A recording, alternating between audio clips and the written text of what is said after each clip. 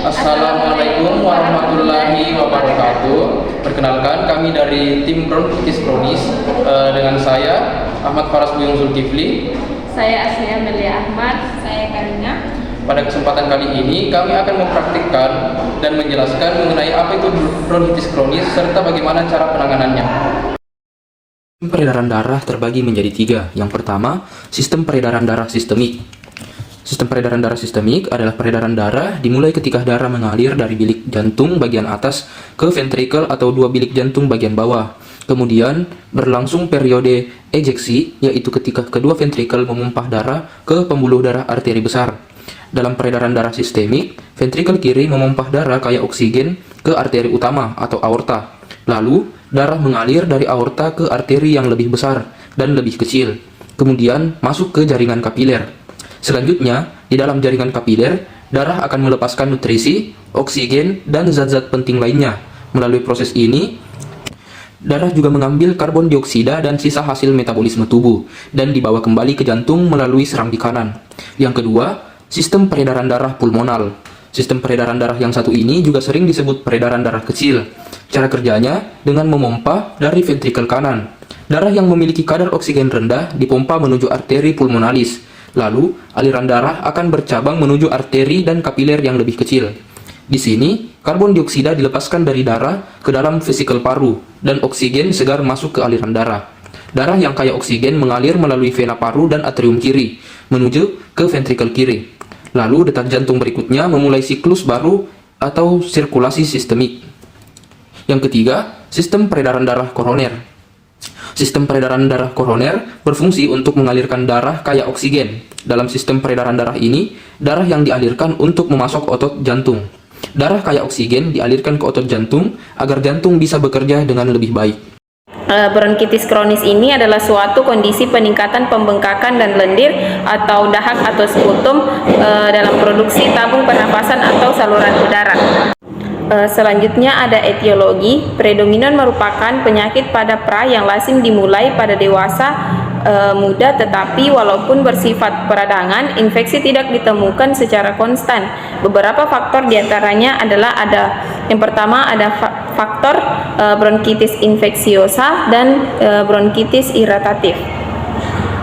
Untuk patofisiologinya yaitu akibat perubahan bronkiolus dan alveoli terjadi gangguan pertukaran gas yang menimbulkan dua perubahan masalah yang serius, yaitu yang pertama aliran darah dan aliran udara ke dinding alveoli yang tidak sesuai, sehingga tempat alveoli terdapat adekuat aliran darah tetapi sangat sedikit aliran udara yang sebagian tempat lain dan sebaliknya.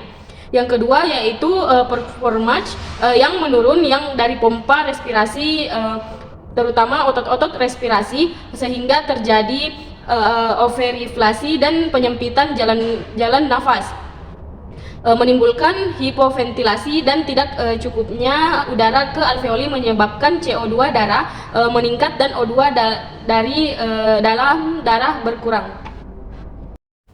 Nah, ada tiga gejala bronkitis kronis. Yang pertama yaitu sesak nafas. Sesak nafas merupakan gejala signifikan yang terjadi pada penderita bronkitis. Yang kedua yaitu batuk. Batuk merupakan upaya pertahanan paru terhadap berbagai rangsangan yang ada dan refleks fisiologis yang melindungi paru dari trauma mekanik, kimia, dan suhu. Dan yang terakhir yaitu nyeri dada. Nyeri dada sering terjadi pada penderita bronkitis karena ada inflamasi pada bronkus. Pada penderita bronkitis, rasa nyeri di dada dirasakan dengan tingkat keparahan penyakit.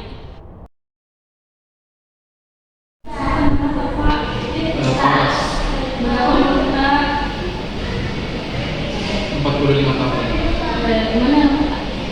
Saya Jalan Murid Kembar. Saya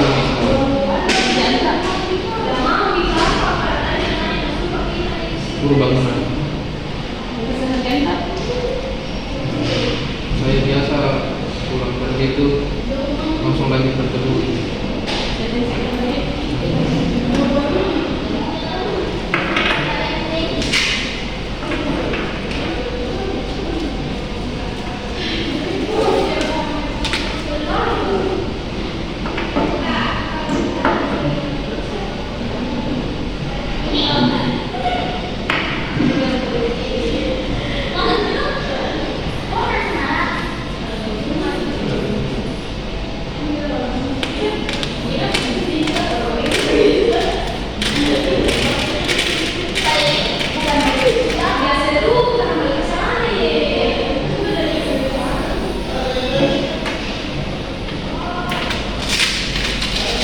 3.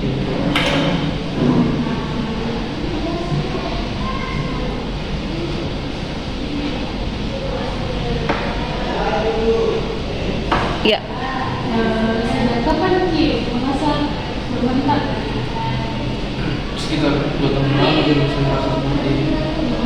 Bagaimana kronologis awalnya keluhan yang Bapak rasakan? Jadi waktu itu saya pas pulang kerja sementara istirahat di teras, langsung tiba-tiba pas aku bernafas sampai tidak bisa tarik nafas. Di situ langsung ke rasa khawatir karena aku tidak dapat begini. Kalau awalnya Bapak merasakan batuk berdarah atau gimana? Iya, betul berdahak. Apa keluhan yang selalu timbul dan di mana letak berbentak?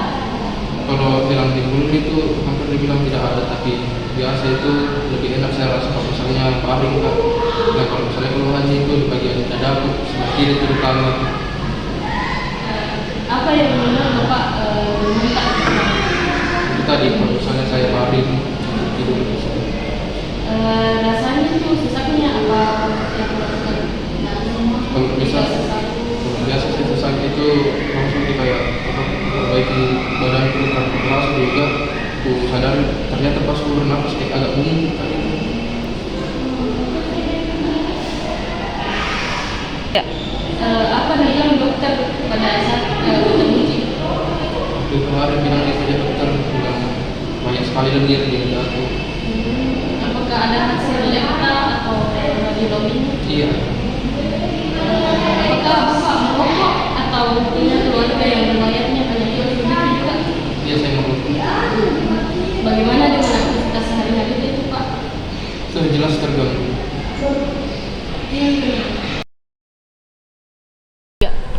Baik Bu, selanjutnya itu masih palpasi dulu bagian punggung sama bagian leher tadi Bu. Kalau misalnya kita rasa geli, mohon maaf ini Bu, sebentar tarik Bu.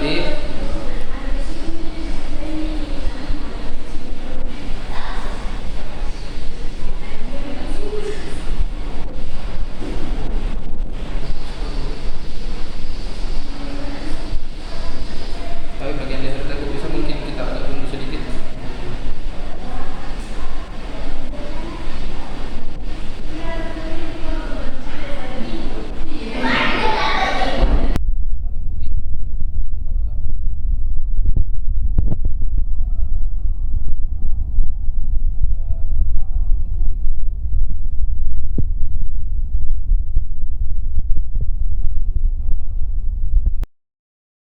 Ibu bisa gerakan leher kita menunduk. Ibu menunduk sampai begitu Ibu. Kalau melihat ke atas Ibu mendongak. Oke, begitu. Terus bisa kasih bikin lehernya. Iya, ke kiri. Kalau menoleh ke kanan Ibu, melihat ke kanan sih. Ya, kalau ke kiri. Oke. Berikutnya saya gerakkan leher tak Ibu, jadi usahakan rileks leher tak, jangan lawan gerakan tak Ibu.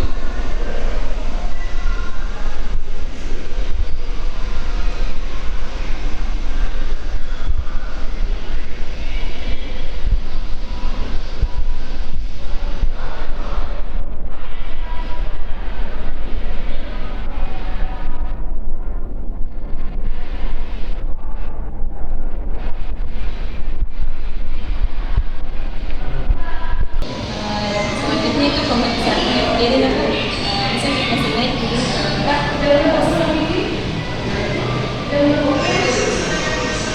Belakang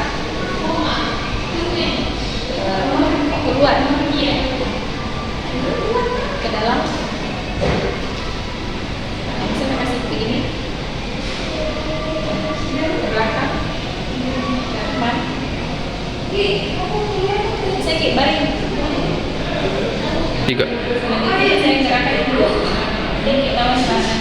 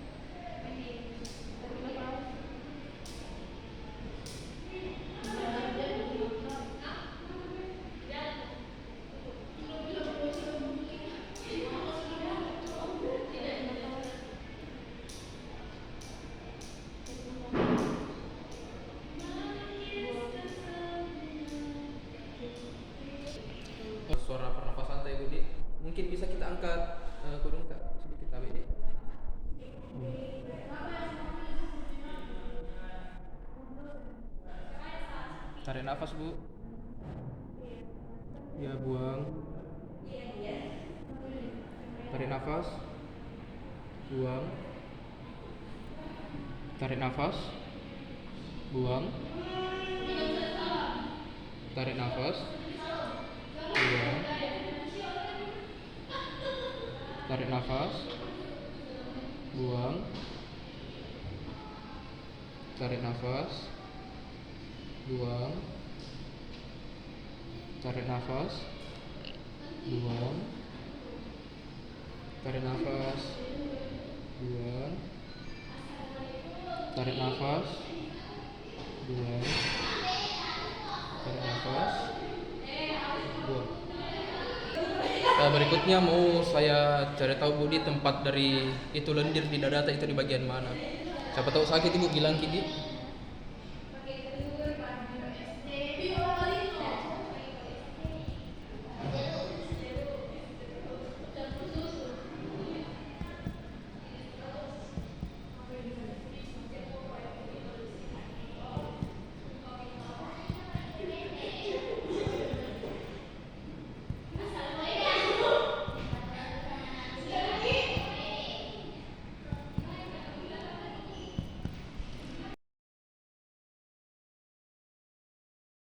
Bu, setelah saya periksa sejauh ini, kemungkinan penyakit namanya bronkitis kronis, Bu. Jadi sederhananya itu penyakit yang buat itu dada penuh dengan lendir. Nah, penyakit ini itu biasa terjadi karena kebiasaan merokok, bisa jadi juga karena ini bekerja di pabrik, ditambah lagi kebiasaan bekerja lagi itu. Tapi penyakit-penyakit seperti ini memang sudah umum dan insya Allah kedepannya bisa kembali seperti sedia kala. Jadi bisa disembuh. Insya Allah itu bisa. Yang penting rutin untuk melakukan terapi, latihan lagi, dan yang paling penting itu, Bu, kurangi merokok, Ibu. Dan lagi di tempat kerja, usahakan Ibu itu selalu perhatikan untuk menggunakan masker dan sebisa mungkin kebiasaan berkebunnya Ibu itu beristirahatnya, Ibu, karena itu tidak baik untuk pernapasan. Baik, selanjutnya Ibu mau kasih karena lagi kaku di leher Pak.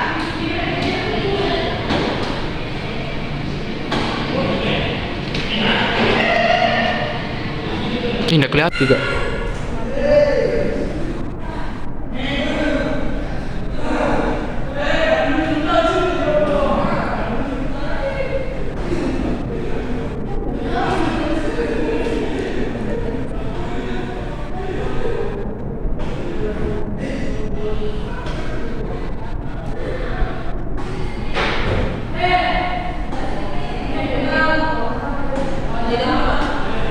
Tiga.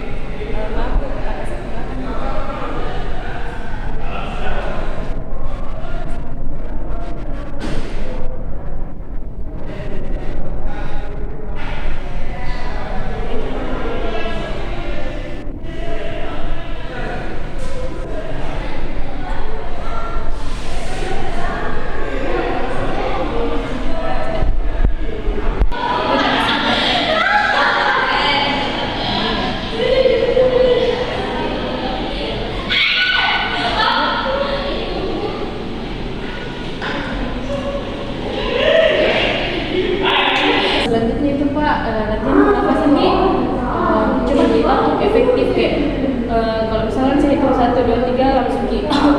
Oke, 1, 2, 3. Oke. Dan selanjutnya itu Pak, geserkan tangan kita sambil tarik nafas Pak. Terus kita setur buang dengan mulut.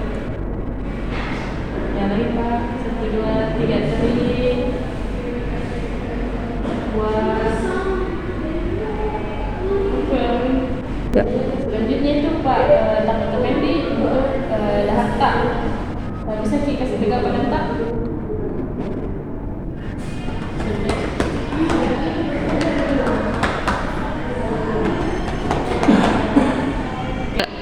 Dan selanjutnya itu poster tubuh tadi Pak, bisa kita kasih dapat pemerintah di ujung sini.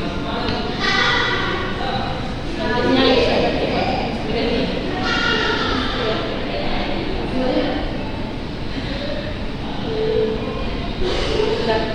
Tiga. Tiga.